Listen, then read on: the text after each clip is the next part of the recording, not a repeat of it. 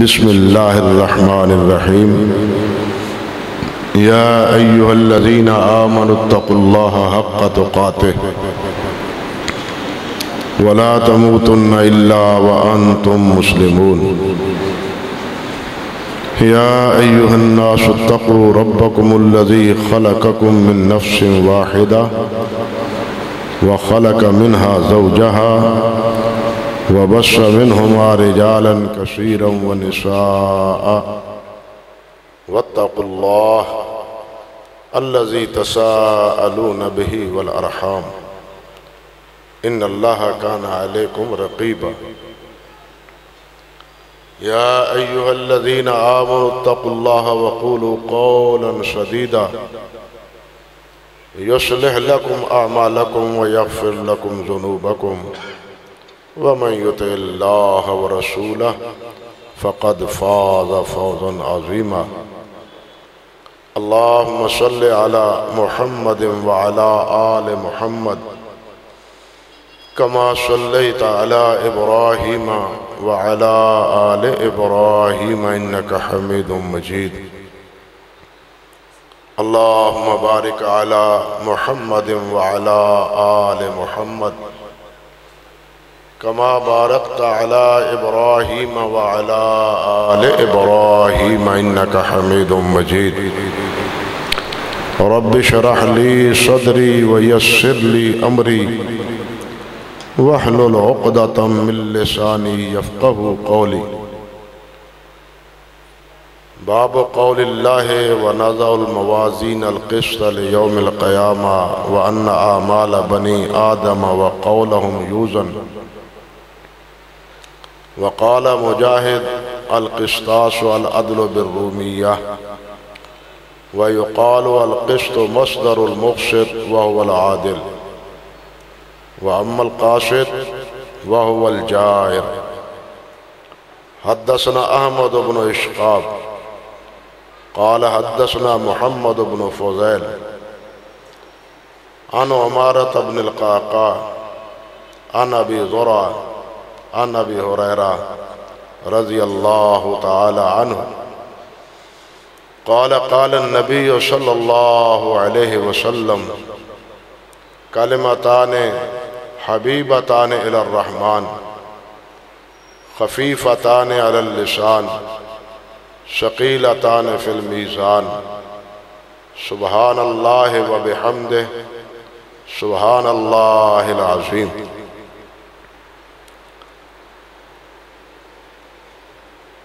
محترم و معزز اور مکرم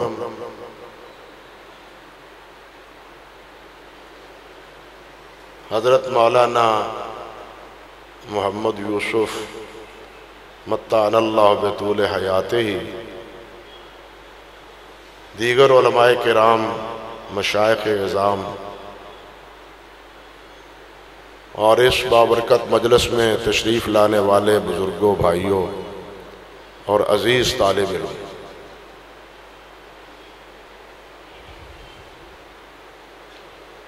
اللہ سبحانہ و تعالیٰ کی توفیق سے متعدد بار یہاں دارالقرآن میں حاضر ہو کے اس آخری باب اور آخری حدیث سے پاک کے حوالے سے کچھ گزارشات پیش خدمت کرنے کا موقع ملتا رہا ہے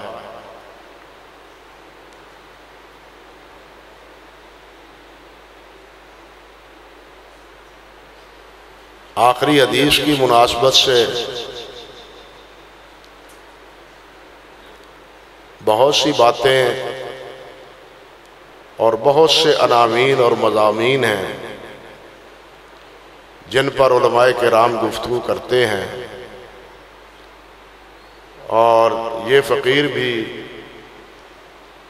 ان بعض عناوین پر آپ کے سامنے گفتگو کرتا رہا ہے جس میں سب سے بنیادی بات پہلے اس عظیم الشان کتاب کے مؤلف حضرت امام محمد بن اسماعیل بخاری رحمۃ اللہ علیہ کا تعارف، پھر ان کے بعد ان کی اس عظیم الشان تصنیف الجامع المسند الصحیح، اس کا تعارف اور اس کی عظمت، حدیث کی اہمیت اور اس کی حجیت، امام بخاری رحمۃ اللہ علیہ کا اس کتاب کے لکھنے میں اسلوب اور ابواب کی اور کتب کی ترتیب، کتاب کا آغاز بدء الوحی سے اور اختتام کتاب التوحید سے، ابتداءً انما الاعمال بالنیات سے اور اختتام سبحان اللہ و بحمدہ سبحان اللہ العظیم پہ، اور پھر بالخصوص آخری سند اور آخری باب، اور اس باب حدیث کی مناسبت کتاب التوحید سے، اور آخری حدیث کو آخر میں ذکر کرنے کا کیا مقصد ہے حضرت الامام کا، مصنف رحمۃ اللہ علیہ کا، اس کا تذکرہ،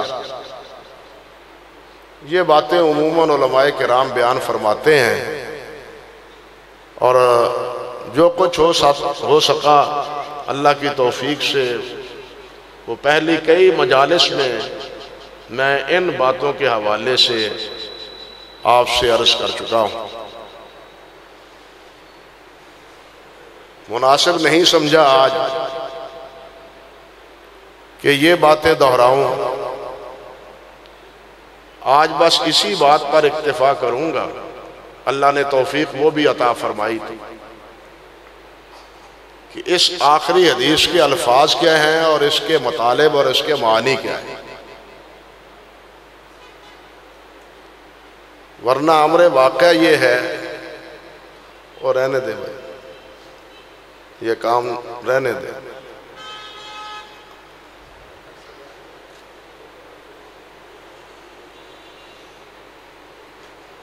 انتظامیہ کی اپنی مجبوری ہوتی ہے، ہماری اپنی مجبوری ہوتی ہے،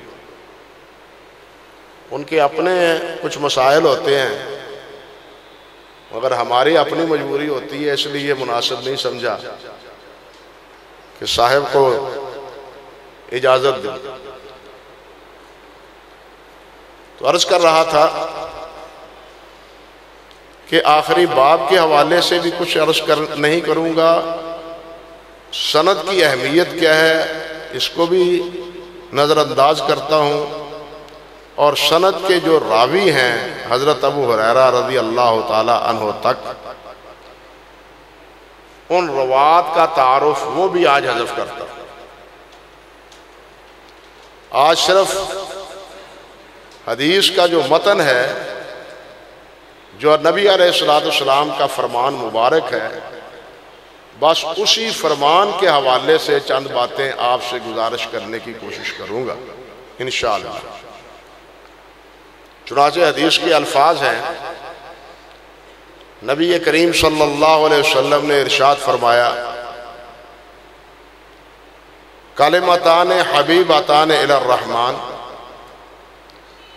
دو کلمے رحمان کو بہت ہی پسند ہیں، محبوب ہیں، پیارے ہیں،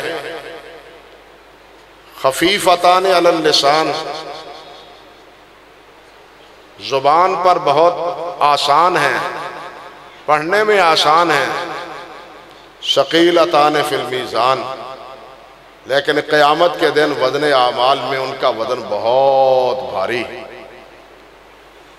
وہ دو کلمے کیا ہیں؟ سبحان اللہ و بحمدہ سبحان اللہ العظیم، یہ دو کلمے کہ اللہ پاک ہے اپنی تعریف کے ساتھ، اور اللہ پاک ہے جو عظمتوں والا ہے، عظیم الشان ہے، عظمت والا ہے۔ یہ ہے اس متن کا ترجمہ۔ اب آئیے اس کے الفاظ کی کچھ ضروری تفصیل۔ پہلی بات ہے جو آپ نے ارشاد فرمائی وہ ہے کلمتان، دو کلمے۔ کلمہ عموماً اس جملے کو کہتے ہیں جو زبان سے نکلتا ہے۔ نحو کے اندر یہ بات معروف ہے، قافیہ کے ابتدا ہی میں یہ بات لکھی ہے، الکلمۃ لفظ مفرد، کہ کلمہ لفظ مفرد کو بولتے ہیں، یعنی جو بات زبان سے نکلتی ہے اس پر کلمہ کا اطلاق ہوتا ہے۔ لیکن یہاں سبحان اللہ و بحمدہ سبحان اللہ العظیم دو جملے ہیں، ان پر کلام کا اطلاق ہوا ہے اور انہیں دو کلامیں کہا گیا ہے، کلمتان، دو کلام۔ گویا کہ سبحان اللہ و بحمدہ ایک کلمہ ہے اور سبحان اللہ العظیم دوسرا کلمہ ہے، اور یہاں کلمے سے مراد بامعنی کلام ہے۔ ایک با مقصد کلام پر بھی کلمے کا اطلاق ہوتا ہے، جس طرح کہ کلمہ اخلاص، کلمہ شہادت، اب ہے یہ کلمہ اخلاص لا الہ الا اللہ محمد رسول اللہ، لیکن اسے کیا کہا گیا ہے؟ کلمہ اخلاص۔ کلمہ شہادت جیسے اشہد ان لا الہ الا اللہ وحدہ لا شریک لہ واشہد ان محمدً عبدہ ورسولہ، یہ کلمہ شہادت، شہادتین ہے، اور اس پر بھی کلمے کا اطلاق ہوا ہے۔ اور ہم کہتے بھی ہیں کلمہ شہادت، اور کلمہ شہادت وہ مراد نہیں ہے جو وہ جنازے کے وقت لے جاتے ہیں حاضری لگوانے کے لیے، کیوں جی حضرت صاحب حاضری لگوانے کے لیے کلمہ شہادت وہ مراد نہیں ہے۔ کلمہ شہادت سے مراد اشہد ان لا الہ الا اللہ وحدہ لا شریک لہ واشہد ان محمد عبدہ ورسولہ، حرام کسی نے پڑھا ہو اس کو، مجال ہے کسی نے پڑھا، یہ کہتے ہیں کہ کلمہ شہادت، کلمہ شہادت بعد حاضری لگوانے کے لیے۔ قرآن مجید میں بھی اللہ سبحانہ و تعالیٰ نے فرمایا کہ قیامت کے دن مجرمین کہیں گے کہ یا اللہ ہمیں واپس بھیج، ہم واپس جائیں اور واپس دنیا میں جا کے تیری عبادت کرے، تیری اطاعت کرے، تیری فرما برداری کرے۔ رب ارجعون لعلی اعمل صالحا، اللہ نے فرمایا کلا ہی کلمۃ ہو قائلها، یہ ان کی پوری کلام کو اللہ ذوالجلال نے کلمہ کہا کہ یہ اس نے کہہ دی بات، وہ کہہ رہا ہے، لیکن یہاں آنے کے بعد واپس دنیا میں پلٹنا کلا ہرگز نہیں ہوگا۔ دنیا کا مرحلہ ختم، دار العمل ختم، اب دار الجزا کی ابتدا ہے، یہاں سزا اور جزا ملے گی۔ تو کلمے کا اطلاق بامعنی با مقصد کلام پر بھی ہوتا ہے، اسی معنی میں یہاں کلمتان فرمایا گیا ہے۔ آگے ہے کلمتان حبیبتان، یہ دونوں کلمے حبیب ہیں، اللہ تعالیٰ کے ہاں دونوں کلمے حبیب ہیں۔ اس سے معلوم ہوتا ہے کہ اللہ ذوالجلال ان دونوں کلموں سے پیار کرتے ہیں، ان سے پیار اور محبت کرتے ہیں۔ بعد نے یہاں تعبیر کی کہ حبیب کے معنی یہاں کیا ہے کہ پڑھنے والوں سے محبت کرتے ہیں، کلموں سے محبت نہیں، یہ تعبیر غلط ہے۔ یہ کلمات دونوں یہ بھی اللہ ذوالجلال کو پیارے ہیں، اور اس سے یہ بھی پتا چلا کہ اللہ سبحانہ و تعالیٰ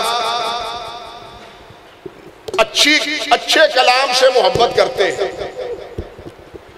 نیک آدمی سے محبت کرتے ہیں۔ قرآن مجید میں اللہ تعالیٰ نے ذکر فرمایا ہے ان اللہ یحب التوابین ویحب المتطہرین ان اللہ یحب المقسطین، اللہ تعالیٰ انصاف کرنے والوں سے محبت کرتے ہیں، اللہ ذوالجلال توبہ کرنے والوں سے محبت کرتے ہیں، اللہ ذوالجلال پاک صاف رہنے والوں سے محبت کرتے ہیں۔ یہاں باقی تفسیر سے قطع نظر یہ جو ترتیب اللہ نے بیان فرمائی ہے ان اللہ یحب التوابین و یحب المتطہرین، اس میں عجیب توافق، عجیب توافق۔ فرمایا کہ اللہ توبہ کرنے والوں سے محبت کرتے ہیں اور پاکیزہ رہنے والوں سے محبت کرتے ہیں۔ کیا مطلب اس کا؟ کہ جو توبہ کرتے ہیں اس کا نامہ اعمال صاف ہو جاتا ہے، اور جو طہارت اختیار کرتا ہے اس کا جسم پاک صاف ہو جاتا ہے۔ گویا اس کا جسم بھی پاک صاف اور اس کا نامہ اعمال بھی عیوب سے، گناہوں سے پاک اور صاف۔ اب ایسے انسان سے اللہ محبت کرتا ہے، بات سمجھے؟ ایسے انسان سے اللہ محبت کرتے ہیں جو گناہ نہیں کرتا، گناہ اگر کر لے تو توبہ جلد کر لیتا ہے، اور دوسرا یہ کہ وہ پاک صاف رہتا ہے۔ حدیث میں آتا ہے نا کہ وضو کا اہتمام وہی کرتا ہے جو مومن ہے، مومن ہے وہی وضو کا اہتمام کرتا ہے، اس کو طہارت کی فکر ہوتی ہے، وہ پاک صاف رہنے کی کوشش کرتا ہے۔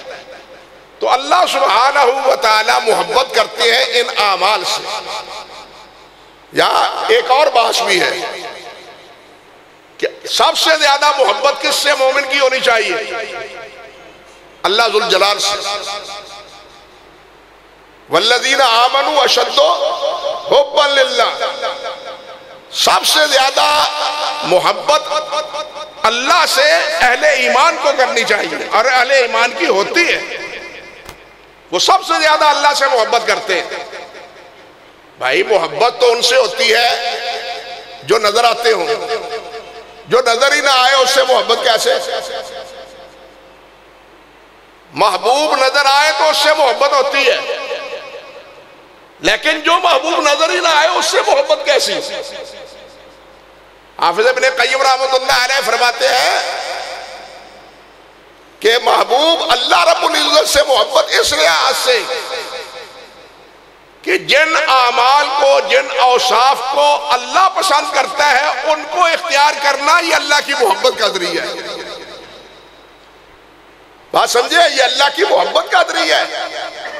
اب اللہ کو یہ محبت پسند ہے کہ انسان پاک صاف رہے، گناہ نہ کرے، نافرمانیوں کا ارتکاب نہ کرے، اطاعت اور فرمانبرداری کرے اور پاک صاف رہے، انصاف کرے۔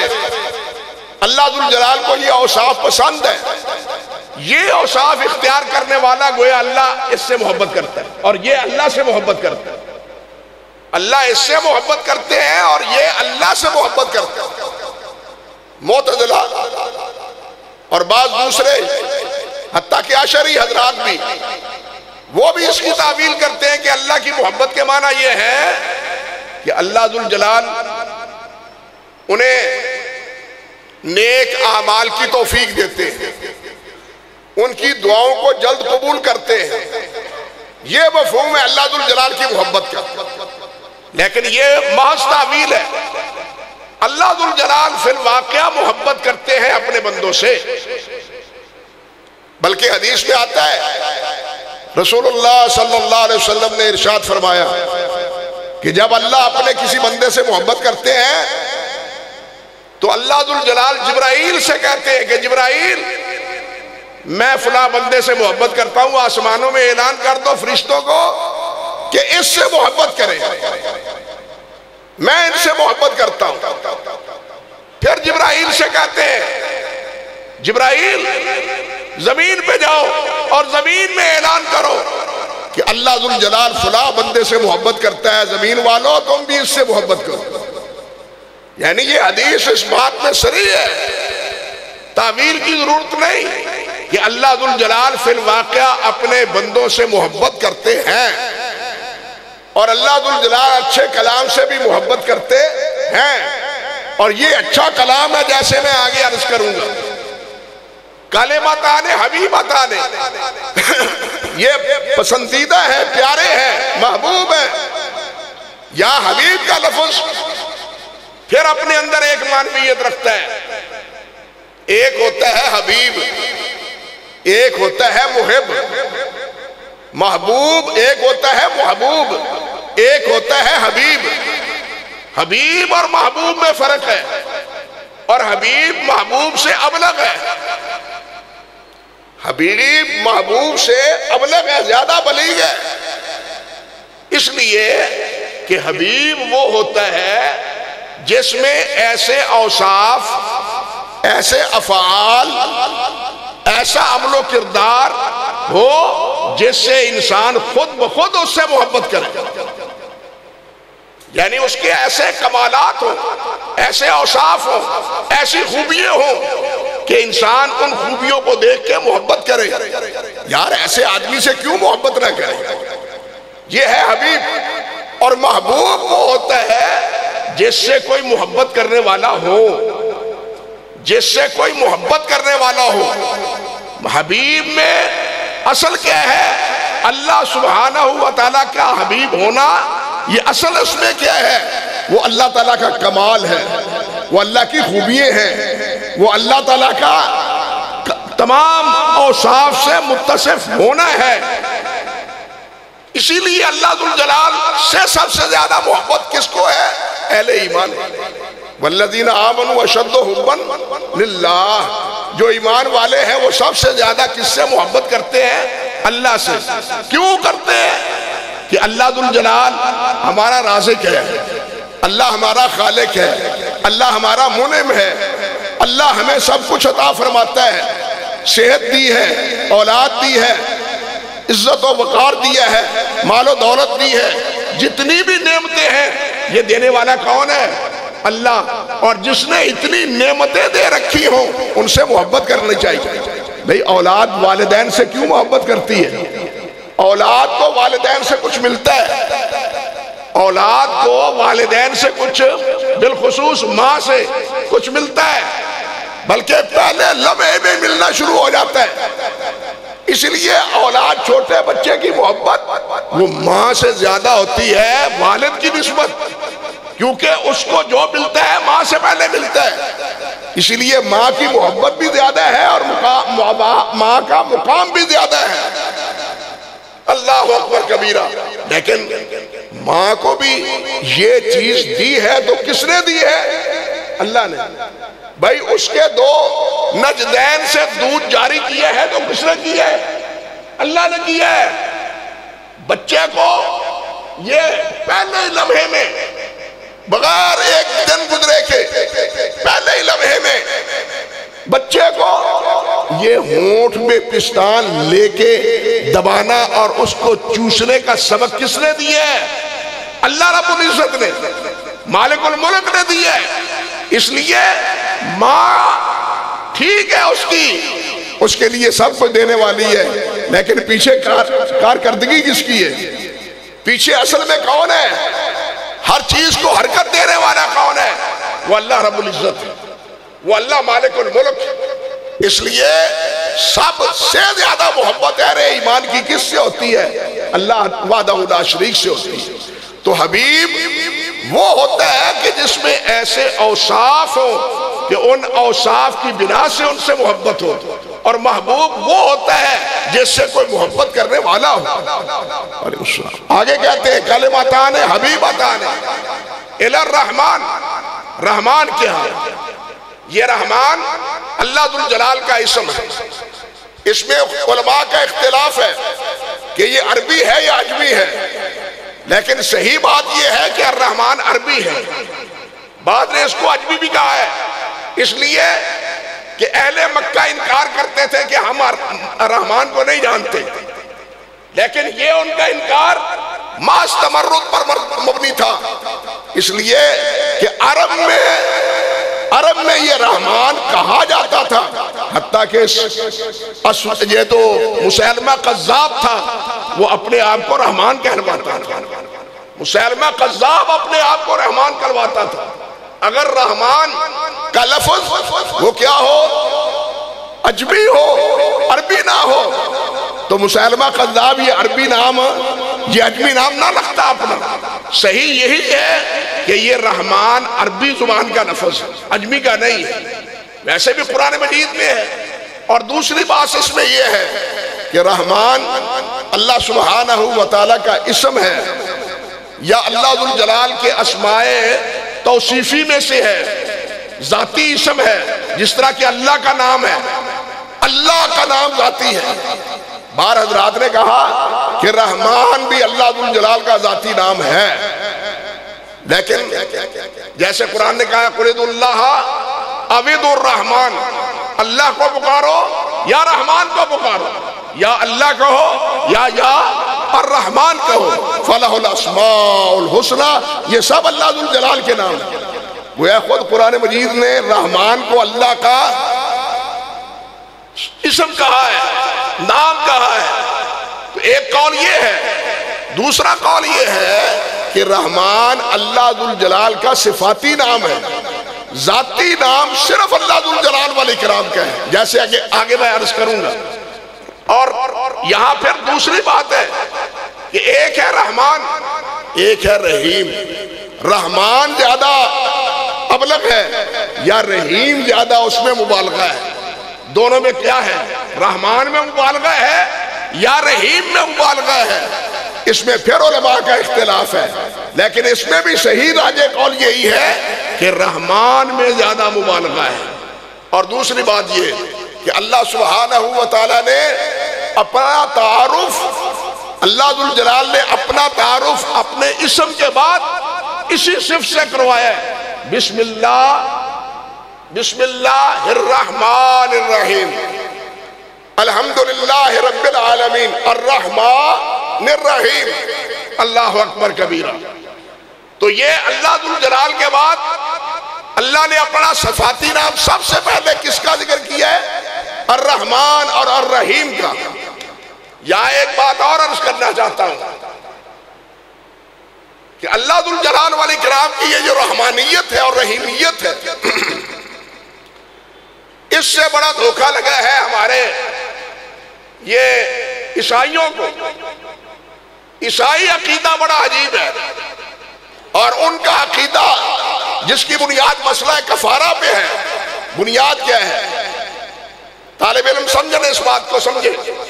وہ کہتے ہیں انسان گناہگار ہے، کل بنی آدم خطاء، انسان خطا کار ہے، گناہگار ہے۔ اب انسان کو اللہ ذوالجلال عذاب دے تو یہ اللہ تعالیٰ کے رحمان اور رحیم ہونے کے منافی ہے۔ جو رحمان ہے یا جو رحیم ہے، اس سے عذاب کی توقع کیسے؟ اس کو تو رحم کرنا چاہیے، معاف کر دینا چاہیے۔ لیکن قیامت کے دن مذکور ہے کہ انسانوں کو اللہ ذوالجلال سزا دیں گے، لیکن یہ سزا تو اللہ ذوالجلال کے رحمان اور رحیم ہونے کے منافی ہے۔ اب اس کا حل کیا ہوا؟ حل انہوں نے یہ ڈھونڈا کہ اللہ ذوالجلال نے اپنا اقنوم بیٹے کی شکل میں اس دنیا میں بھیجا، اور اس کو ساری دنیا کے گناہوں، انسانوں کے خطاؤں اور گناہوں کو اس کے سر پر رکھ کے صلیب پر اسے چڑھا دیا، اور 3 دن اس کو سزا دی گئی۔ اس کے بعد اللہ ذوالجلال نے اس کو بھی معاف کر دیا، جس سے کیا ہوا کہ وہ بیٹا، مراد ان کی حضرت عیسیٰ علیہ السلام ہے، کہ وہ پورے بنی نوع انسان کے گناہوں کا کفارہ بن گیا، اور بنی نوع انسانوں کے لیے وہ کفارہ جنت میں جانے کا سبب بن گیا۔ سوال تو یہ ہے، قابل غور مسئلہ یہ ہے کہ ہمارا رحمان یا اسلام کا یہ جو رحمان ہے وہ ایسا نہیں ہے، وہ ایسا رحمان نہیں ہے کہ جس کو معاف کرنے کے لیے کسی سہارے کی ضرورت ہو، کسی ذریعے کی ضرورت ہو، کسی وسیلے کی ضرورت ہو۔ وہ مالک تو یہ فرماتا ہے یا عبادی الذین اسرفوا علی انفسکم لا تقنطوا من رحمت اللہ ان اللہ یغفر الذنوب جميعا۔ دیر ہماری طرف سے ہے، دیر ان کی طرف سے نہیں، اللہ ذوالجلال کی طرف سے نہیں۔ اللہ ذوالجلال فرماتے ہیں لوگوں تم میں سے جو بھی گناہ کرے، غلطی کرے، خطا کرے، جو ایک بار سچے دل سے کہہ دے اللہ مجھے معاف کر دے، میں معاف کر دیتا ہوں۔ اللہ تو وہ ہے.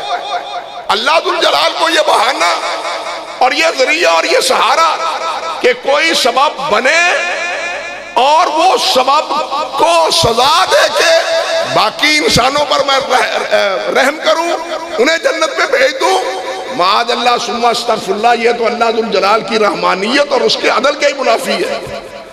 یہ اس لیے کہ یہ کہاں کا انصاف ہے, کہاں کا عدل ہے کہ جس نے کوئی قصور اور جرم نہ کیا ہو اور سارے انسانوں کے جرائم اس کے سر پر رکھ دیے جائیں, سارے جرائم اس کے سر پر رکھ دیے جائیں. اس سے بڑی ناانصافی اور کیا ہے؟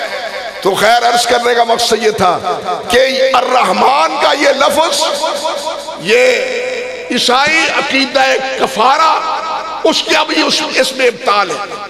اللہ فرماتے ہیں, اللہ کے حبیب فرماتے ہیں, حبیبتان الی الرحمن, رحمان کے ہاں بہت محبوب ہے. اللہ اکبر.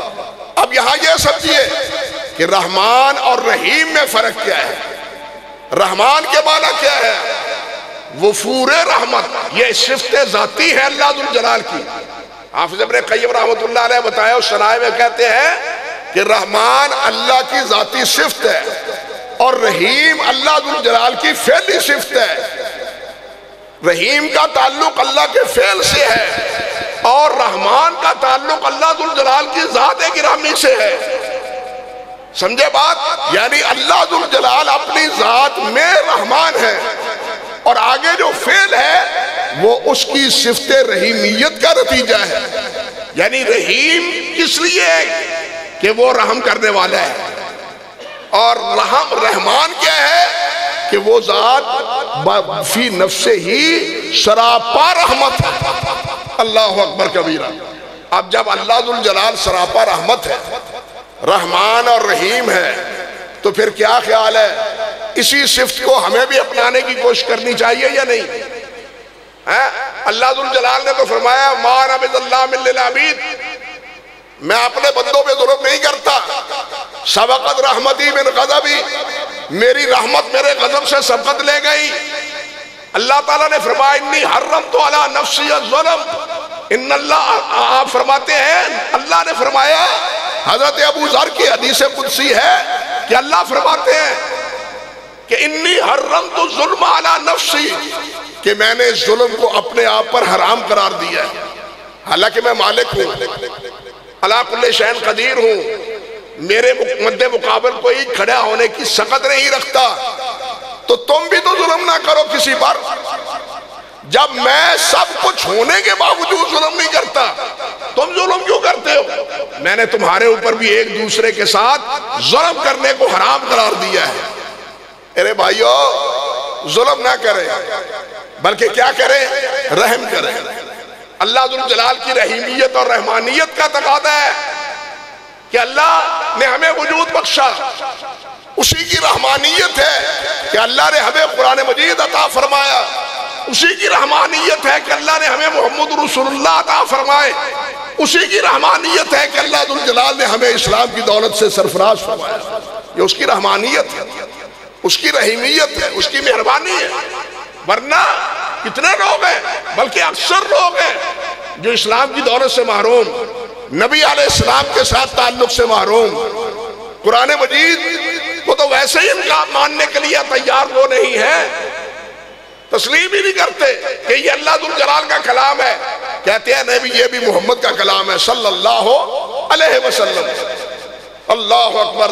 تو عرض کرنے کا مقصد یہ تھا کہ ہمیں بھی کیا کرنا چاہیے, لوگوں کے ساتھ رحم کا معاملہ کرنا چاہیے. اور نبی علیہ السلام ہمارے کیا تھے؟ وَمَا أَرْسَلْنَاكَ إِلَّا رَحْمَةً لِّلْعَالَمِينَ. اور نبی علیہ السلام نے ہی یہ بات بھی ارشاد فرمائی, صحابہ کرام کا تذکرہ کیا تو فرمایا ارحم امتی بے امتی ابو بکر, میری امت میں امت پر سب سے زیادہ رحم کرنے والے ابو بکر. اس لیے ابو بکر بھی سب سے کیا ہے, اور بات سمجھے, اس لیے ابو بکر بھی سب سے کیا ہے, افضل ہے. اگر ہم رحم کریں گے تو ہمیں بھی کچھ حصہ ملے گا یا نہیں کریں گے؟ اگر ہم اپنے کندھے پر جناب آسائی رکھیں, ہمارے پیشانی کے تیوری ختم نہ ہو, اینٹ کا جواب ہم ہمیشہ پتھر ہی سے دینے کی کوشش کریں، نرم لہجہ ہو ہی نہ تو پھر کون ہمارے ساتھ سامنے آئے؟ نبی علیہ السلام کے بارے میں اللہ نے کیا فرمایا ہے؟ لا كنت فظا غلیظ القلب لانفضوا من حولك، اگر آپ سخت دل ہوتے، آپ کی زبان مٹھاس نہ ہوتی تو یہ آپ کے ارد گرد نہ بیٹھتے بلال، یہ صہیب، یہ بلال، یہ غریب اور فقراء، یہ آپ کے ارد گرد آپ کا حالہ بنے ہوئے نہ رہتے، یہ آپ کا اخلاق ہے۔ اسی لیے تو اللہ ذوالجلال نے فرمایا ہے قسمیں اٹھا اٹھا کے، نون والقلم وما یسطرون، اور آخر میں کیا؟ انک علی خلق عظیم، آپ بہت بڑے خلق کے، اخلاق کے مالک ہیں۔ اور یہ اخلاق ہی معذرت سے ہم نے ایک ہی مسئلہ سمجھا ہے، توحید بلا شبہ توحید اصل الاصول ہے، لیکن توحید کے ساتھ دوسرا اصل الاصول اخلاق ہے، دوسرا اصل الاصول اخلاق ہے۔ توحید کا تعلق کس سے ہے؟ اسلام کیا سبق دیتا ہے؟ کہ انسان کا تعلق اپنے رب سے صحیح ہو، اور دوسرا یہ کہ رب کی مخلوق سے صحیح ہو۔ اسلام کیا سبق دیتا ہے؟ اسلام کے سبق کا خلاصہ کیا ہے؟ کہ انسان کا تعلق اپنے رب سے صحیح، یہ رب سے صحیح تعلق کیا ہے؟ یہ تعلق ہے توحید کا، اور اپنے مخلوق سے، اللہ کی مخلوق سے تعلق صحیح ہو، یہ اخلاق کا، یہ کیا ہے؟ اخلاق کا۔ اور آپ علماء سے سنتے ہیں کہ نبی علیہ السلام نے فرمایا کہ میزان عمل میں سب سے بھاری وزن جس عمل کا ہوگا وہ اخلاق ہوگا۔ اعمال وزن کے ترازو والے ترازو میں میزان میں سب سے جو بھاری وزن ہوگا جس عمل کا، وہ کون سا ہوگا؟ وہ اخلاق ہوگا۔ کیونکہ دو ہی اصول ہیں، ایک اللہ کے ساتھ تعلق درست، ایک اللہ کے بندوں کے ساتھ تعلق درست، اللہ کی مخلوق سے درست۔ تو بہرحال اسی پر اکتفا کر کے آگے بڑھتا ہوں۔ فرمایا خفیفتان علی اللسان، یہ دونوں کلمے زبان پر بہت آسان ہے، زبان پر بہت آسان ہے، پڑھنے میں بہت سی باتیں ہیں جو مشکل ہیں، اعمال بھی بہت سے ایسے ہیں جو مشکل ہیں، حتیٰ کہ نماز کے بارے میں تو اللہ ذوالجلال نے فرمایا وَإِنَّهَا لَكَبِيرَةٌ إِلَّا عَلَى الْخَاشِعِينَ، نیکی کے اعمال وہ مشکل ہی ہیں، وہ مشکل ہے۔ حفت الجنہ بالمقارع، نبی علیہ السلام نے فرمایا جنت کو اللہ ذوالجلال نے کس سے ڈھانکا ہوا ہے؟ مقارع، ناپسندیدہ، یہ نہ کرو۔ اور نماز پڑھنی بڑی مشکل، روزے رکھنے بڑے مشکل، زکوٰۃ دینی، کون پیسے خرچ کرے، حج پہ جانا، جہاد پہ جانا، مال اللہ کی راہ میں خرچ کرنا، نقصان ہوگا، اتنے پیسے کم ہو جائیں گے، یہ بالمقارع ہے۔ اللہ اکبر کبیرہ، یہ مقارع ہیں، اور انہی کے ارد گرد ان کو اللہ تعالیٰ نے بکھیرا ہوا ہے کہ ان کو ختم کر کے اس جنت کی راہ پہ آؤ، ان کو دور کر کے جنت کی راہ پر آؤ۔ یہ مشکل ہے، لیکن فرمایا یہ جو دو کلمے ہیں یہ آسان ہے۔ وہ مشکل ہے اعمال، نماز بھی مشکل ہے، روزہ بھی مشکل ہے، حج بھی مشکل ہے، سب مشکل ہے، لیکن یہ کلمات خفیفتان، دونوں ہی ہلکے ہیں، دونوں ہی آسان ہیں، اس میں زیادہ کلفت اٹھانی نہیں پڑتی۔ خفیفتان علی اللسان ثقیلتان فی المیزان، اور میزان میں بہت بھاری، تول میں، وزن میں ان کا وزن بہت بھاری۔ کس طرح بھاری؟ حدیث میں آتا ہے، حضرت ابو ذر رضی اللہ تعالی عنہ سے روایت ہے کہ نبی علیہ السلام نے فرمایا ابو ذر کیا میں تمہیں ایسے کلمات نہ بتلاؤں جو اللہ ذوالجلال کے ہاں بہت محبوب ہیں؟ تو حضرت ابو ذر رضی اللہ تعالی عنہ نے عرض کیا کہ جی فرمائیے، بتلائیے۔ تو نبی علیہ السلام نے یہی کلمات بتلائے، سبحان اللہ و بحمدہ۔ اور ایک حدیث میں آتا ہے کہ وہ کلمے ہیں جن کو اللہ ذوالجلال نے اپنے فرشتوں کو الہام کیا ہے کہ یہ پڑھا کرو، فرشتے بھی یہی تسبیح پڑھتے ہیں۔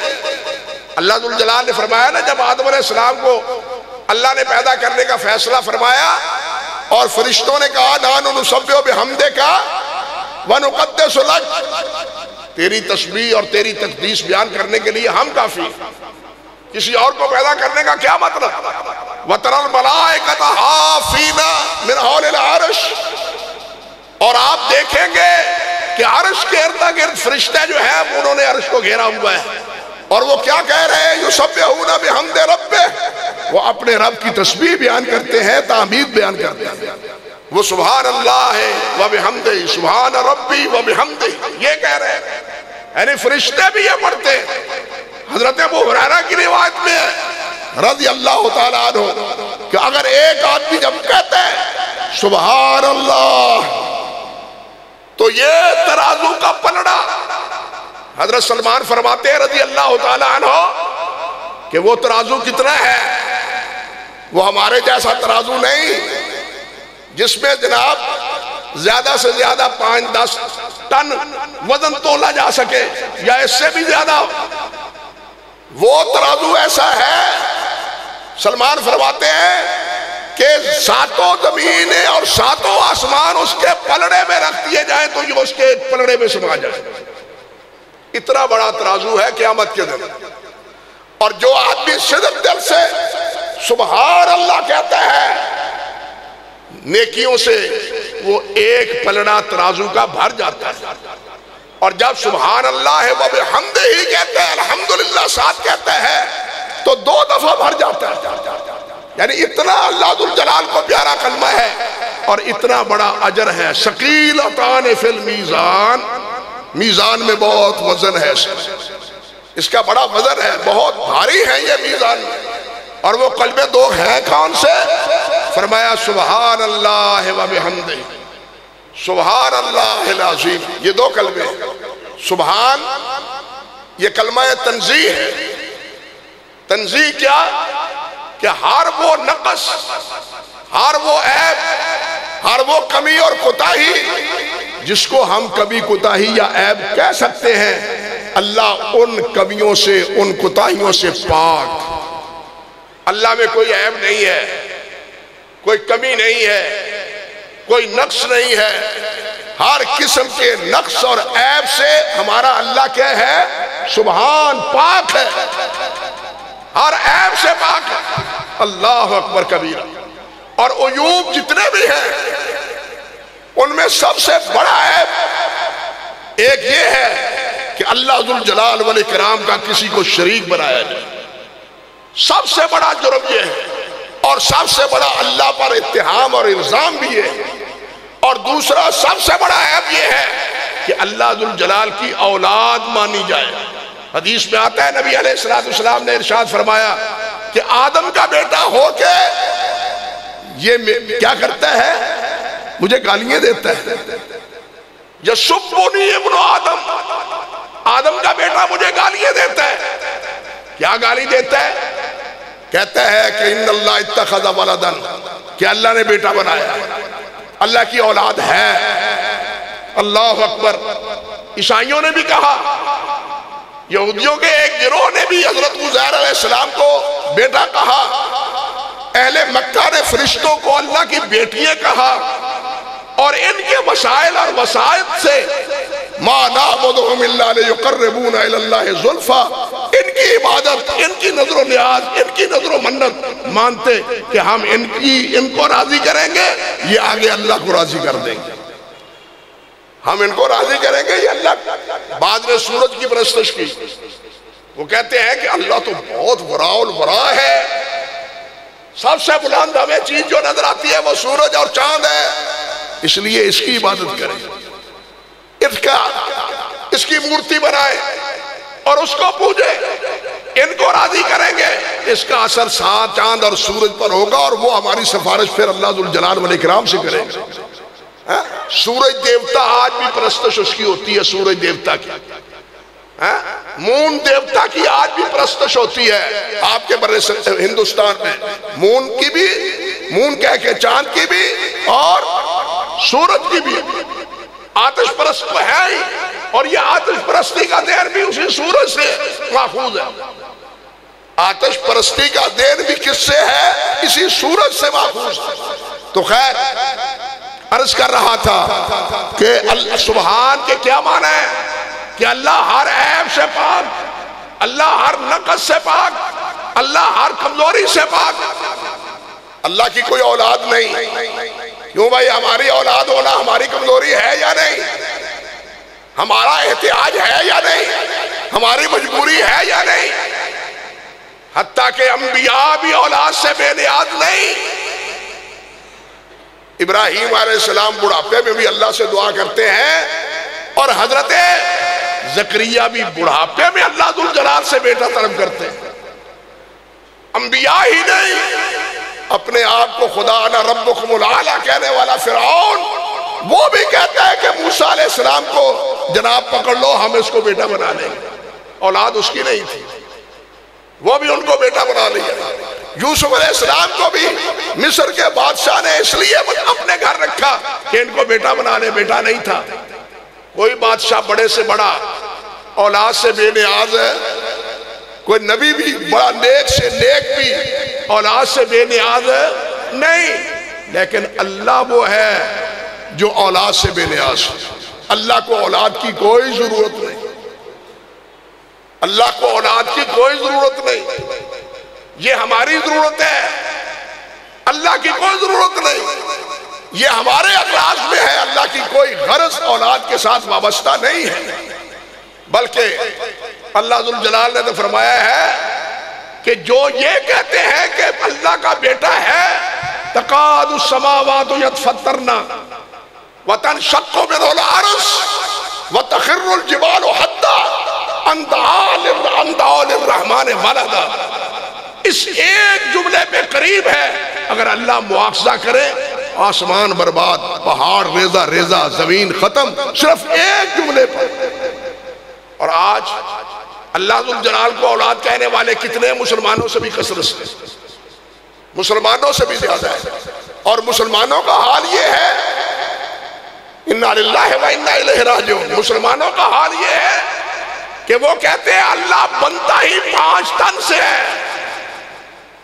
اللہ ویسے بنتا ہی نہیں، معاذ اللہ ثم استغفر اللہ. آپ نے دیکھا ہے یہ رقصوں کے پیچھے لفظ اللہ کس طرح لکھا ہوا ہے؟ یعنی اللہ کا لفظ، حضرت محمد رسول اللہ کا نام، حضرت علی، حضرت فاطمہ، حضرت حسنین رضی اللہ تعالیٰ عنہم، ان کا نام بنا کے بگاڑ کے اللہ کا لکھا ہوا ہے. گویا اللہ ان 5 سے بنتا ہے، گویا اللہ ان 5 سے بنتا ہے. بتلاؤ یہ جرم معاذ اللہ ثم استغفر اللہ تو بیٹا بنانے سے بھی زیادہ بدتر ہے، اس سے بھی بدتر ہے. لیکن ہم پھر مسلمان کے مسلمان ہیں، ہمارے اسلام پر کوئی دھبا نہیں آتا اور ہمارے اسلام میں کوئی رکاوٹ نہیں پیدا ہوتی. انا للہ و انا الیہ راجعون. جو جرم انہوں نے کیا تھا اللہ نے کیا فرمایا؟ کفارکم خیر من اولئکم، وہی کفر تمہارے کرے تو وہ ان سے بہتر. جو کفر انہوں نے کیا تھا وہی کفر تمہارے کرے تو وہ بہتر. بری الذمہ اکفارکم خیر من اولئکم، یہ اس لیے کہ یہ تمہارے ہیں نہیں. یہ بے انصافی نہیں چلتی.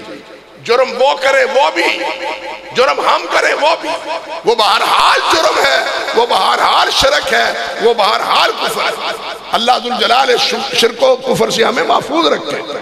تو اللہ سبحانہ و تعالیٰ کے پیارے پیغمبر نے کیا ارشاد فرمایا؟ سبحان اللہ، اللہ پاک ہے. سبحان کے معنی عرض کر رہا تھا. اور اللہ ذوالجلال کا اسم ذاتی ہے. یہ کیا ہے؟ اسم ذاتی ہے. اللہ نے اپنا تعارف اللہ کے لفظ سے حضرت موسیٰ علیہ السلام سے اور طور پہاڑ پر کیا کہا تھا؟ قال انی انا اللہ، میں اللہ ہوں تیرے ساتھ بولنے والا، میں اللہ تیرے ساتھ بولنے والا ہوں. اپنا تعارف اللہ ذوالجلال نے اللہ سے کروایا. سارے اسماء جتنے بھی ہیں وہ کیا ہے؟ اللہ کے نام ہیں. حدیث میں کیا آتا ہے؟ نبی علیہ السلام نے ارشاد فرمایا ان للہ 99 اسما، اللہ کے 99 نام ہیں. اللہ کے نام اس سے بھی زیادہ ہیں، لیکن ان 99 ناموں کی فضیلت اس حدیث میں بیان ہوئی ہے. یہاں اللہ کے نام بتلایا ہے. کوئی کسی جگہ کوئی نہیں کہتا کہ رحمان کا نام اللہ ہے, رحیم کا نام اللہ ہے. سب کہتے ہیں اللہ کا نام رحمان بھی ہے, رحیم بھی ہے, غفار بھی ہے. یہ سب نام کس کے ہیں؟ اللہ کے ہیں. یہ سب نام اللہ کے ہیں. یا پھر علماء کے ہاں بحث ہے کہ کیا اللہ کا لفظ یہ مشتق ہے یا اسم ہے؟ صحیح یہی ہے کہ مشتق نہیں, یہ اسم ہے اللہ ذو الجلال والاکرام کا. اور یہی قول علامہ سیبویہ کا, ابو العباس المبرد کا, اور یہی قول دوسرے اکثر محققین کا ہے کہ اللہ ذو الجلال والاکرام کا ذاتی نام ہے. اللہ اکبر کبیرہ. ایک سیدھی سی بات ہے امام سیبویہ نے کہی, وہ کہتے ہیں دیکھو الرحمن ہے, الرحیم ہے, یہ اللہ کے اسماء ہے, اسماء صفاتی ہے. ان کے ابتدا میں کیا ہے؟ الف لام ہے. سمجھنے کی کوشش کریں, ان کے ابتدا میں کیا ہے؟ الرحمن, الرحیم, الف لام ہے. اور جب آپ ندا دیتے ہیں تو الف لام گر جاتا ہے. یا رحمان, یا رحیم, یا اللہ کہتے ہیں تو یہ الف لام اللہ کا جو ہے یہ نفس کلمے کا ہے, یہ معرف باللام والا نہیں ہے, یہ نفس کلمے کا ہے. اللہ میں الف لام, یہ الف لام اللہ میں نفس کلمے کا ہے. اگر یہ زائد ہوتا تو جس طرح الرحمن اور الرحیم میں ندا کے وقت الف لام گر گیا ہے, یہاں بھی الف لام گر جاتا, یہاں بھی الف لام گر جاتا. لیکن یہاں الف لام گرا ہوا نہیں. یہاں یہ بات دیکھیں, یہ امام ابو العباس المبرد کامل فی الادب کے مصنف ہیں, جن کو علم ادب سے شناسائی ہے. یہ ہمارے دکتور صاحب ہیں اور دوسرے علماء کرام, وہ جانتے ہیں کہ عربی ادب کے 4 عناصر ہیں. بھائیو عزیزو, عربی ادب کے 4 عناصر ہیں. ایک ہے ابن قتیبہ کی, علامہ ابن قتیبہ رحمۃ اللہ علیہ کی کتاب ہے ادب الکاتب, ایک پہلے وہ. دوسری کتاب التبیان بیان و تبیین ہے جاہز کی. تیسری کتاب ابو العباس مبرد کی ہے, کون سی؟ الکامل فی التاریخ. اور چوتھی ہے الامالی ابو علی کالی کی. یہ 4 امہات الکتب ہیں عربی ادب کی, اور ان میں سے ایک ابو العباس مبرد کا بھی یہی قول ہے کہ یہ الف لام اللہ میں جو ہے یہ نفس کلمے کا ہے. سیبویہ کا بھی یہی قول ہے. یہاں ایک بات اور عرض کر دوں, جس طرح عربی کے یہ عناصر اربع شمار ہوتے ہیں, اردو کے بھی ہیں, لیکن وہاں اردو کے 5 ہیں. ڈاکٹر صاحب ٹھیک ہے نا, اردو میں 5 ہیں عناصر. سر سید, شبلی, حالی, ڈپٹی نذیر احمد, اور جناب وہ کیا نام تھے, محمد حسین آزاد. یہ 5 عناصر ہیں اردو کے, ہیں عناصر 5 ان کو شمار کرتے ہیں. یعنی اردو ادب اس کا سب سے بڑا کہنا چاہیے مرجع وہ یہ 5 حضرات ہیں. اور بھی ہیں, بڑے بڑے ہیں, لیکن جن کو مانا گیا ہے, تسلیم کیا گیا ہے, وہ یہ 5. بات ذہن آئی تو میں نے یہ بات آپ سے عرض کر دی. تو اللہ, یہ اللہ ذو الجلال کا کیا ہے؟ ذاتی نام ہے. آگے دیکھیے, سبحان اللہ, اللہ پاک. آگے ہے وَبِحَمْدِهِ, اور اپنی تعریف کے ساتھ. حمد کے معنی ہے ثنا, الحمد کے معنی ہے تعریف. اور یہ تعریف کس پر ہوتی ہے؟ خوبیوں پر. اور کن خوبیوں پر؟ جس کی خوبیاں ذاتی ہوں, جس کی خوبیاں ذاتی ہوں. جس کی خوبیاں ذاتی نہ ہو بلکہ عنایت کی گئی ہو, دوسروں کی عطا ہو, اس پر مدح کا لفظ استعمال ہوتا ہے. اس پر نعت کا لفظ استعمال ہوتا ہے، اس پر حمد کا اطلاق نہیں ہوتا۔ ہمیشہ نعت رسول مقبول ہے، مدح صحابہ ہے، اور حمد باری تعالیٰ ہے۔ بات سمجھے؟ حمد باری تعالیٰ ہے، مدح صحابہ ہے، نعت رسول مقبول ہے۔ حمد رسول مقبول کوئی نہیں کہتا، حمد رسول مقبول آج تک کوئی نہیں کہتا۔ کیوں؟ کہ رسول اللہ صلی اللہ علیہ وسلم کے جتنے اوصاف ہیں وہ سب کس کے دیے ہوئے ہیں؟ اللہ کے عطا کی ہوئے، اور اللہ کے جتنے اوصاف ہیں وہ ذاتی ہیں، وہ کسی نے مخلوق نے اس کو نہیں دیے۔ رسول اللہ صلی اللہ علیہ وسلم کے اوصاف جتنے ہیں وہ سب اللہ ذو الجلال کے عطا ہے۔ لیکن صرف اشارے پر اکتفا کرتا ہوں کہ بعض حضرات کہتے ہیں کہ دو وصف ایسے ہیں نبی علیہ السلام کے جو ذاتی ہیں، لیکن یہ بھی غلط ہے۔ کنہوں نے کہا ہے؟ چھوڑے اس بات کو، وہ کہتے ہیں حیات اور ختم نبوت یہ ذاتی ہے صفت نبی علیہ السلام۔ حیات اور ختم نبوت یہ دونوں وصف نبی علیہ السلام کے ذاتی ہے۔ حتیٰ کہ بعد نے کہا ہے کہ آپ کو وفات ہوئی نہیں، موت ہوئی نہیں۔ نبی علیہ السلام پر وفات ایسے سمجھو کہ دیا جل رہا تھا، دیا جل رہا ہے یا جل رہا تھا، اس کے اوپر آپ سکوب رکھ دیتے ہیں، نیچے سے وہ اسی طرح روشن ہے، نیچے سے وہ اسی طرح روشن ہے، بس روشنی باہر آنا بند ہوئی ہے، ورنہ وہ دیا بجھا نہیں ہے، حیات باقی ہے۔ یہ مثال دیتے ہیں کہ یہ ذاتی حیات ہے، معاذ اللہ ثم استغفر اللہ۔ اللہ فرماتے ہیں انک میت و انہم میتون۔ نبی علیہ السلام کے بارے میں حضرت عائشہ فرماتی ہیں، بلکہ خود نبی علیہ السلام فرماتے ہیں فاطمہ الزہرا سے، بیٹی آج کے بعد تیرے بیٹے کو، تیرے باپ کو اور کوئی تکلیف نہیں ہوگی، آج کی تکلیف کے بعد تیرے باپ کو کوئی اور تکلیف نہیں ہوگی۔ حضرت ابوبکر صدیق کا معروف خطبہ تاریخ اور حدیث کی کتابوں میں موجود ہے کہ من کان یعبد محمدا فإن محمدا قد مات ومن کان یعبد اللہ فإن اللہ حی لا یموت۔ لیکن یہاں کیا ہے؟ او بھائی کیا دیکھتے ہو، آنے جانے کی یہ ریت لگی رہتی ہے، بات میری سنیں، بڑا منہ اٹھا کے آنے والوں کو دیکھتے ہیں، بہت افسوس ہوتا ہے بیٹھنے والوں پر بھی۔ انا للہ و انا الیہ، آنے والے ہیں بیٹھ جاتے ہیں، آپ کے سامنے بیٹھے ہیں، زیارت کرتے رہیں، کون روکتا ہے آپ کو؟ لیکن بات تو میری سنیں جو میں خبرا ہوں آپ کے سامنے۔ لیکن آپ بھی کہیں گے کہ یہ باتیں پتہ نہیں کر کیا رہا ہے، ہمیں تو سمجھ نہیں آتی، لیکن ان طالب علموں کو تو سمجھانے چاہیے نا یہ باتیں، سب باتیں۔ ہمارے حضرت افصاح تھے نا جی، حضرت افصاح رحمت اللہ علیہ سے مولانا ابوالبرکات رحمت اللہ علیہ نے فرمایا، یہ بات میں نے اپنے کانوں سے سنی ہے، اپنی موجودگی میں، میری موجودگی میں ہوئی۔ وہ پاؤں دبا رہے تھے تو بڑی ہی لجاجت سے کہنے لگے حضرت صاحب آپ درس ارشاد فرماتے ہیں تو آسان بیان کیا کریں، یہ مشکل نہ بیان کریں، لوگوں کو سمجھ نہیں آتی۔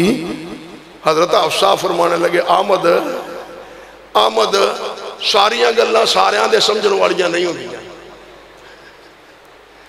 آمد ابوالبرکات احمد رحمت اللہ علیہ ان کے شاگرد، آمد ساریاں گلاں ساریاں دے سمجھ، اس طرح بھائی اگر میری ساری باتیں سب کو سمجھ نہیں آتی تو کچھ حضرات ہیں جن کو سمجھ آ رہی ہے، لیکن یہ اتنی مشکل بھی نہیں ہے کہ جناب جو سمجھ نہ آئے۔ تو خیر بہرحال عرض کر رہا تھا کہ اللہ تعالیٰ نے فرمایا سبحان اللہ ہے وبحمدہ، اللہ پاک ہے وبحمدہ، ماں اپنی حمد کے۔ تو حمد کہہ رہا تھا اس کی ہوتی ہے جس کے ذاتی اوصاف ہوں۔ نبی علیہ السلام کے بارے میں یہ کہنا کہ حیات ذاتی تھی غلط ہے، اور آپ کے بارے میں یہ کہنا ختم نبوت ذاتی وصف تھا غلط ہے۔ یہ وصف اللہ ذو الجلال نے آپ کو دیا ہے۔ یہ ختم النبیین کا وصف کس نے بیان کیا ہے؟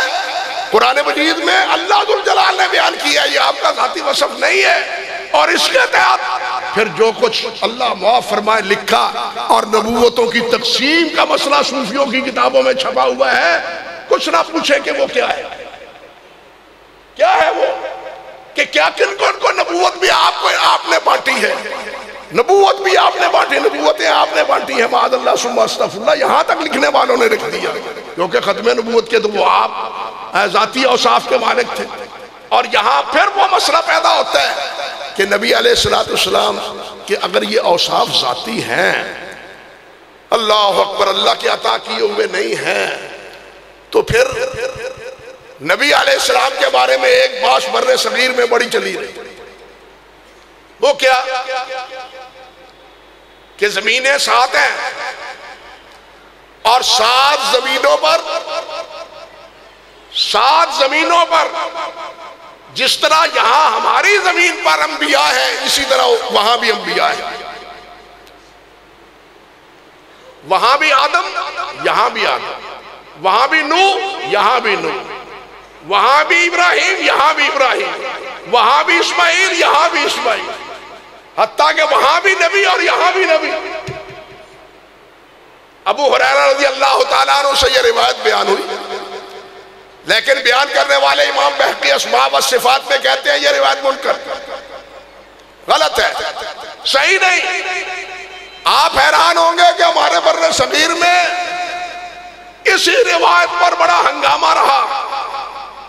بھائی اگر یہ سب کو ذاتی ہے تو پھر نبی علیہ السلام کے بارے میں یہ کہنا کہ وہاں بھی نبی 7 آسمانوں پر 7 زمینوں پر اور یہاں بھی نبی، تو پھر نبی ایک تو نہ رہا، محمد ایک تو نہ رہے۔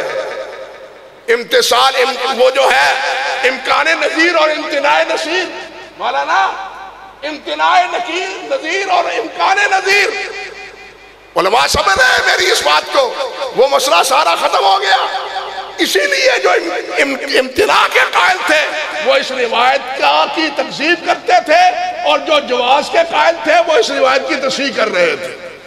بڑی لمبی داستان ہے یہ ہمارے بر صغیر، اور آپ حیران ہوں گے کہ 3 کتابیں لکھی ہیں مولانا عبدالحی لکھنوی نے اسی روایت کے ثبوت میں، 3 کتابیں، لیکن یہ سب باتیں غلط ہیں، یہ روایت غلط ہے، یہ روایت صحیح نہیں ہے۔ نبی علیہ السلام واحد ہیں، یکتا ہیں، ایک ہیں، اکیلے ہیں، اور اسی زمین پر ہیں، اسی زمین پر ہیں، یہی صحیح بات ہے۔ اللہ اکبر کبیرہ۔ تو حمد ان اوصاف پہ بولا جاتا ہے جو کسی کے ذاتی اوصاف ہوں۔ اللہ کے جتنے اوصاف ہیں وہ سب کے سب کیا ہیں؟ ذاتی ہیں، کسی نے اللہ کو دیے نہیں ہیں۔ اللہ اکبر کبیرہ۔ اور آگے کیا ہے؟ وَبِحَمْدِ سُبْحَانَ اللَّهِ الْعَظِيمِ، اللہ پاک العظیم جو بہت بڑا ہے، جو بہت بڑا۔ امر واقعہ یہ ہے، امر واقعہ یہ ہے کہ جو ہر عیب سے پاک، ہر نقص سے پاک، ہر کمزوری سے پاک، جس میں کوئی کمی نہیں، وہی عظیم ہو سکتا ہے، وہی عظیم ہو سکتا ہے۔ اللہ پاک ہے اور وہی عظیم ہے۔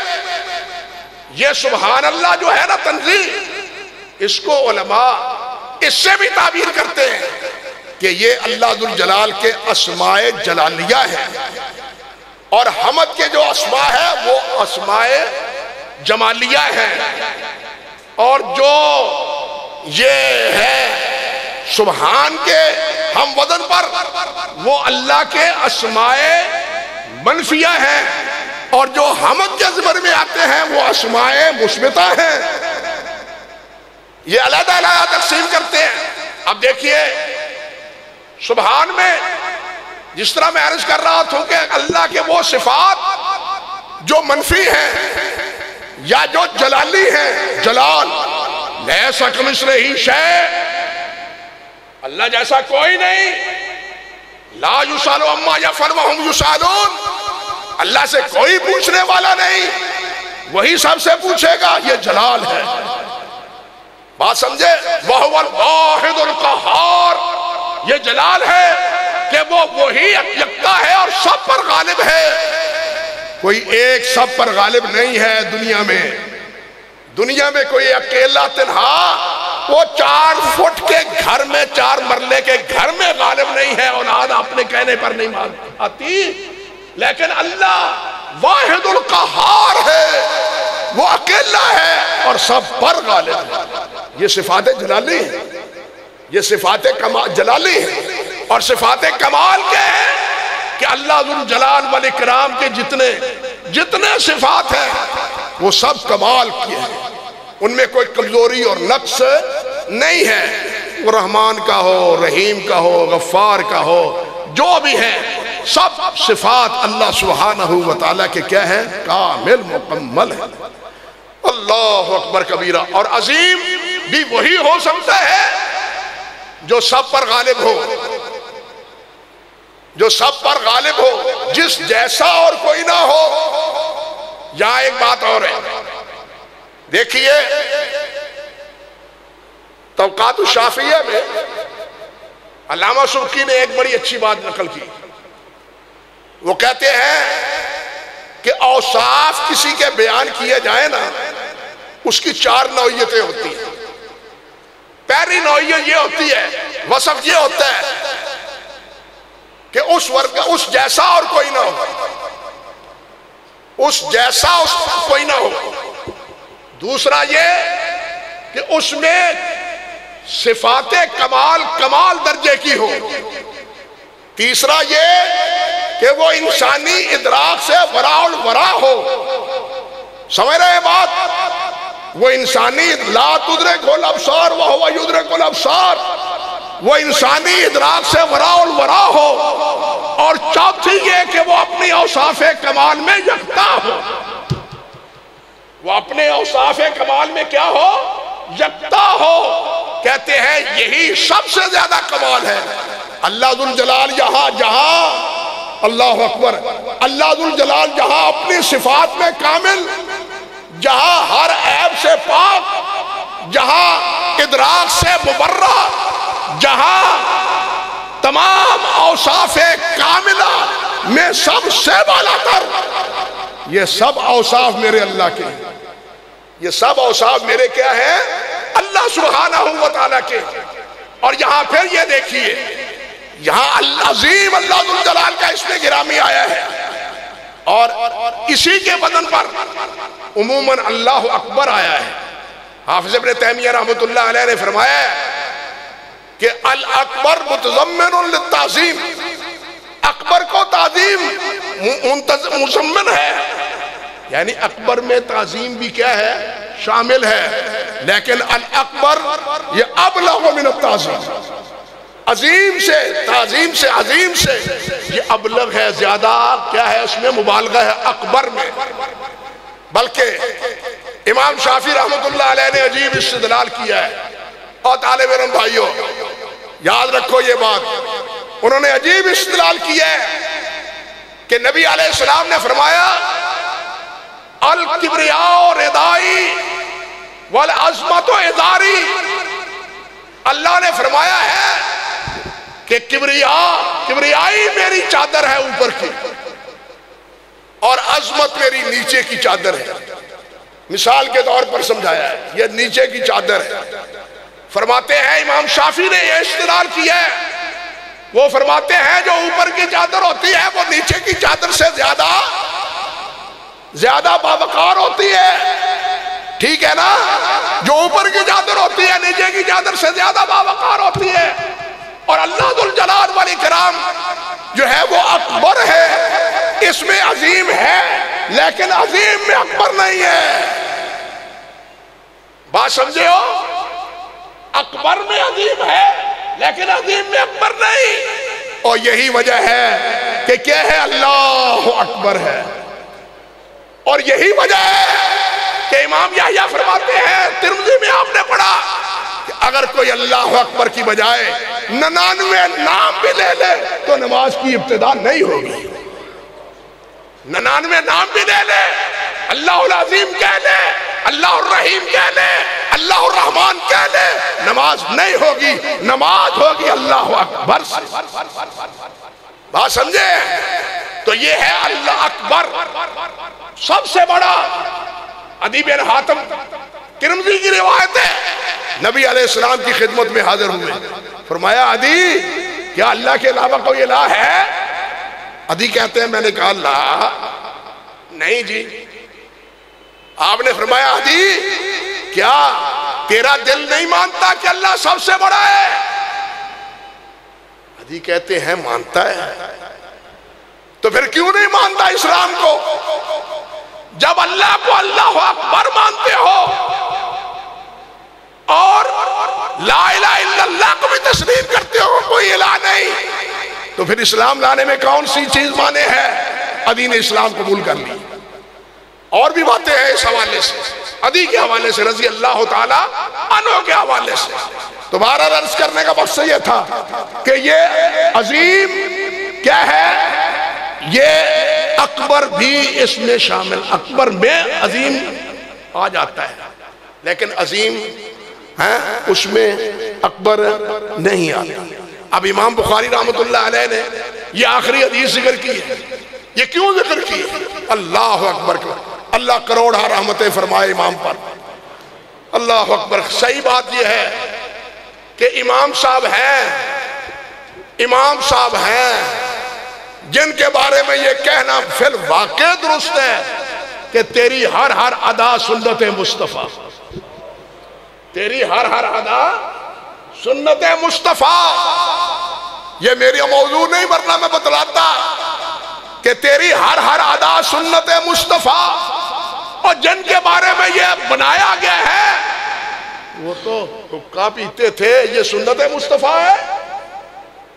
بلکہ کیا ہے، ملفوظات شریف اس میں ہے میں جب حقہ پیتا ہوں بسم اللہ نہیں پڑھتا، اس لیے نہیں پڑھتا کہ اس کا دھواں اکیلا میرے اندر نہ جائے، شیطان کے اندر بھی جائے. وہ اندر ہی چھپا ہوا تھا. اِنَّا لِلَّهِ وَإِنَّا إِلَيْهِ. عجیب باتیں. تو عرض کرنے کا مقصد یہ تھا، کہنے کا مقصد یہ ہے میرے بھائی کہ اللہ سبحانہ و تعالیٰ کے پیارے پیغمبر نے یہ آخری حدیث یہاں ذکر کی، امام بخاری رحمۃ اللہ علیہ نے. تو یہ حدیث ذکر کی کیوں؟ ہر ایک ان کا انداز ایک چیز پر مبنی ہے، حدیث کی تابعداری میں ہے. ابتدا کس سے کی ہے؟ انما الاعمال بالنیات. اختتام کس پر کی ہے؟ وزن اعمال پر. سبحان اللہ و بحمدہ سبحان اللہ العظیم پر. اور یہ اس لیے کی ہے اللہ اکبر کبیرہ، یہ اس لیے کیا ہے. پہلی بات تو یہ کہ نبی علیہ السلام نے فرمایا جس طرح انما الاعمال بالنیات، اسی طرح فرمایا انما الاعمال بالخواتیم. اعمال کا انجام خاتمہ پر ہے، خاتمہ عمل پر. اللہ ہمارا انجام خاتمہ خیر کرے، جس کی دعائیں سب کرتے رہے. توفانی مسلم والحقنی بالصالحین، من احییتہ منا فاحیہ علی الاسلام ومن توفیتہ منا فتوفہ علی الایمان. سب دعائیں کرتے ہیں. کوئی بھی صحابی بھی معاف اس سے بری ذمہ نہیں ہے، انبیاء بھی بری ذمہ نہیں ہے. خاتمہ بالایمان ہو، خاتمہ بالایمان ہو گیا، مقصد پورا ہو گیا زندگی کا. تو اس لیے کہ خاتمہ کس پر ہو؟ توحید پر ہو، کتاب التوحید. اور یہ حدیث جس میں توحید صفات بھی ہے، توحید ذات بھی ہے. آخری حدیث میں توحید صفات بھی ہے، توحید صفات بھی ہے. اور اسی لیے اس کو یہاں ذکر کیا. اور پھر ذکر کو من کان آخر کلامہ لا الہ الا اللہ، کتاب بھی آخر میں اللہ کی تسبیح پر کہ یہ کتاب کا اختتام ہے اور میں تسبیح پر اس پر اختتام کر رہا ہوں. آخر کلام لا الہ الا اللہ کا مطلب یہ نہیں ہے کہ صرف لا الہ الا اللہ ہی آئے، بلکہ جون سا کلمہ اللہ ذو الجلال والاکرام کی محبت میں، اللہ کی اطاعت اور فرما برداری میں اس وقت آئے، وہی ایمان پر موت ہے. نبی علیہ السلام نے کیا فرمایا تھا؟ اللہم بالرفیق الاعلی، اللہم بالرفیق الاعلی. اللہ میں کہاں جانا چاہتا ہوں؟ اعلیٰ، جو میرا اعلیٰ رفیق ہے. ان اللہ رفیق یحب الرفق، اللہ کے پاس. ایک حدیث میں یہ بھی ہے صحیح بخاری میں کہ نبی حضرت عائشہ فرماتی ہیں کہ آپ نے فرمایا مع النبیین والصدیقین والشہداء والصالحین، نبی علیہ السلام نے آخر میں یہ بھی فرمایا. اب یہاں پھر ایک مسئلہ ہے، بات سے بات نکلتی ہے، آپ بھی کہیں گے کہ یہ عجیب باتیں شروع کر دی. عجیب مسئلہ ہے یہاں کہ اگر آخر میں یہ بات ہے کہ مان نبیین و صدیقین و شہداء و صالحین، تو پھر اللہم بالرفیق الاعلی کیا ہوا؟ وہاں تو صدیقین، انبیاء، صدیقین، شہداء، صالحین ہیں، اور رفیق الاعلی تو ایک ہے. رفیق الاعلی تو ایک ہے. تو یہ دونوں میں توافق کیا ہے؟ اللہم بالرفیق الاعلی میں کیا توافق ہے؟ حافظ ابن حجر رحمۃ اللہ علیہ فرماتے ہیں اللہ اکبر کبیرہ. وہ کہتے ہیں بات دراصل یہ ہے کہ جنت میں جتنے جنتی ہوں گے ان کے وجود متفرق ہوں گے، دل ایک ہوگا. بات سمجھے؟ وجود تو جنتی سب کے ہیں لیکن سب کا دل کیا ہے؟ ایک. اللہ کیا فرماتے ہیں؟ وَنَزَعْنَا مَا فِي صُدُورِهِم مِّنْ غِلٍّ، ہم ان کے دلوں سے کینہ، بغض، مخالفت، مخالفت سب ختم کر دیں گے. حضرت علی فرمایا کرتے تھے کہ یہ آیت تو معلوم ہوتی ہے میرے طلحہ، زبیر، عثمان انہی کے بارے میں ہے، ہمارے دل میں کوئی خلش نہیں. دل ایک، دل صاف، اہل جنت کے دل صاف. اللہ کرے دنیا میں ہی ہمارے دل صاف ہو جائے، دنیا میں ہی ہمارے دل صاف ہو جائے اور اس کے نتیجے میں اللہ جنت عطا فرما دے. اللہ اکبر کبیرہ. تو کہنے کا مقصد یہ تھا کہ آخر میں یہ حدیث لائے، اور اس کا مطلب یہ نہیں کہ لا الہ الا اللہ ہی پڑھے، کوئی کلمہ پڑھے، کوئی آیت پڑھ دے قرآن مجید کی، کوئی آیت جس طرح کے بعض اوصاف آتا ہے صحابہ کرام کے واقعات میں کہ وہ قرآن مجید کی یہ آیت پڑھ رہے تھے. تو بہرحال امام بخاری نے اس لیے بھی ذکر کی، اور یہ اس لیے بھی کہ خاتمہ مجلس پر تسبیح و تحمید اور ذکر کا حکم ہے. اللہ ذوالجلال نے کیا فرمایا ہے؟ فَإِذَا قُضِيَتِ الصَّلَاةُ فَانتَشِرُوا فِي الْأَرْضِ وَابْتَغُوا مِنْ فَضْلِ اللَّهِ وَاذْكُرُوا اللَّهَ كَثِيرًا لَعَلَّكُمْ. نماز سے فارغ ہو جاؤ تو اللہ کو یاد کرو. فَإِذَا قَضَيْتُم مَنَاسِكَكُمْ فَاذْكُرُوا اللَّهَ كَذِكْرِكُمْ آبَاءَكُمْ أَوْ أَشَدَّ ذِكْرًا. والدین سے بھی زیادہ حج کے فارغ ہونے سے بعد ذکر اللہ کا کرو. گویا کہ اور جنت میں جانے کے بعد کیا ہے؟ وَآخِرُ دَعْوَاهُمْ ان الحمدللہ رب العالمین. اور نبی علیہ السلام کو بھی اللہ نے کیا حکم دیا ہے؟ اذا جاء نصر اللہ والفتح ورأیت الناس يدخلون فی دین اللہ افواجا فسبح بحمد ربک واستغفر. اور نبی علیہ السلام پڑھتے بھی تھے سبحانک اللہم ربنا وبحمدک، سبحانک اللہم ربنا وبحمدک، رکوع میں بھی اور سجدے میں، اور خاتمہ مجلس میں بھی سبحانک اللہم و بحمدک اشہد ان لا الہ الا انت استغفرک و اتوب الیک. گویا یہ مجلس ختم کی ہے امام بخاری نے، اور آخر میں اللہ کی تسبیح بیان کر دی ہے تاکہ یہ سند رہے میرے اس عمل کی قبولیت. اور یہ وزن اعمال یہ سب کے لیے، مگر یہ وزن اعمال علامہ کرمانی نے عجیب بات کہی ہے کہ امام بخاری نے یہ آخری حدیث ذکر کر کے اس بات کی طرف بھی اشارہ کیا ہے کہ جس طرح وزن قیامت کے دن ہوگا، ترازو میں اعمال تریں گے، اور میں تمہارے ہاتھ میں بھی ایک دین کا ترازو دے کے جا رہا ہوں. تمہارے ہاتھ میں ایک دین کا ترازو دے کے جا رہا ہوں. اس ترازو پر اپنے عمل کو تول لو تاکہ قیامت کے دن وہ عمل بھاری ہوں. اگر اس ترازو سنت کے ترازو پہ عمل نہ ہو تو پھر کیا ہے؟ وہ عمل بھاری نہیں ہوں گے. حضرت امام مالک ہے غالباً فرمایا کرتے تھے کہ سنت کو یوں سمجھو کہ جس طرح سفینہ نوح ہے، جس طرح سفینہ نوح ہے، اور اس سفینہ نوح میں وہی نوح علیہ السلام کے دور میں بچے جو سفینہ میں بیٹھے. سنت کے اسی سفینہ میں کوئی بیٹھے گا تو وہ بچے گا، ورنہ برباد ہو جائے گا. اللہ سبحانہ و تعالی اس سنت کے ساتھ ہمیں وابستہ رکھے کتاب کو سمجھنے کی توفیق عطا فرمائے۔ میں نے ضرورت سے زیادہ آپ کا وقت لیا، جس پر آپ سے بھی انتظامیہ سے بھی معذرت خواہ ہوں، لیکن یہ بات میں سمجھتا تھا کہ یہ کہنی ضروری ہے۔ اقول قولی ھذا استغفر اللہ لی ولکم ولسائر المسلمین۔